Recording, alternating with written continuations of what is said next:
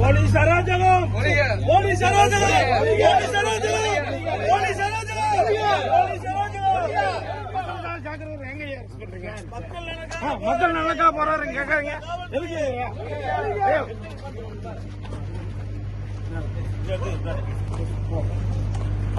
ஐயா எம்எல்ஏ தெரிய பாருங்க ஐயா, நாங்க மக்களோட கூட்டிட்டு வரங்க. நாங்க நடந்து வரங்க எங்க ஐயா விடுங்க. ஐயா கோச்சுக்காதீங்க ஐயா. வண்டி விடாதீப்பா, வண்டி விட